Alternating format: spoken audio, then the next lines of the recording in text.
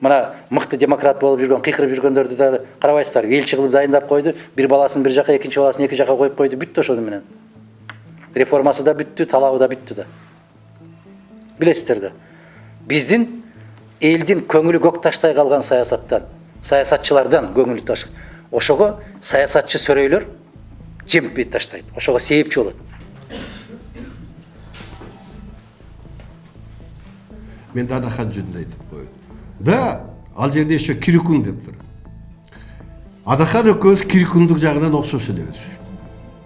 Ал мага караганда акылдуураак Кирикун, сулуураак Кирикун, жашыраак Кирикун. Анан өзүн өтө жакшы көрөт, өтө акылдуу. Акыл айтат, баарын өзү билет, калгандарды ушу жекирип эле ушинтип турат. Мен Кирикун мындай акылсызыраакмын. Элден сурайлы, элге баралы, эл эмне дейт, элдин пикирин эске албайлы. Вот экөөбүздүн Кирикундуктун айырмабыз ушул эле. Конкреттүү абдан чоң реформа кылды. Эгер түшүнгөн кишиге. Так ошол авторитардык режимдин өзгөчө бир түрүн түскөн адам менен 2 жыл күрөштү. Ошону сындырды. Ал Атамбаев. Атамбаевдин секретарлары, Атамбаевдин шопурлары мамлекетти башкарып калган. Ошол режимди бул сындыра алды. Бул оюн эмес. Мурда биз күрөшүп, жанагындай кан тогуу менен араң жеңсек, бул киши тынчтык жолу менен 2 жылда жеңди. Бул чоң реформа. Урматтуу журналисттер, оюн эмес. Атамбаев менин да досум, анын да досу. И достор менен кармашуу эч жаман оор нерсе. Толук кандуу, менин оюмча толук кандуу бар элек. Ниети бар.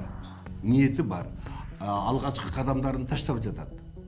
Ал алгачкы кадамдары көрдүм. Жана мен башында айтып өттүм. Абдан оор сынак болсо да ал бара алды президент.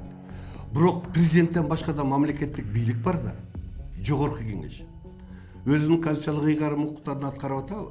Өкмөт аткарып атабы? Сот бийлиги аткарып атабы? Жок. Мен сатылган жокмун. Мен ушул ситуациядан туура пайдаланып атам. Жаштар келсин деп атам, баш көтөрсүн келечек ушулар.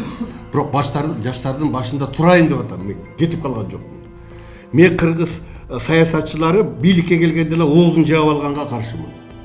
2005'te мен генералдык прокурор болгондо оозуму жапкан эмесмин, журналисттер, эски журналисттер билет. 2010'дагы мен оозуму жапкан эмесмин. Мен оозумду эч ким жаап албайт. Азыр элчи болуп кетсем да мен оозумду жаап албайт. Мундай идея менен күрөшкөнүм күрөшкөн.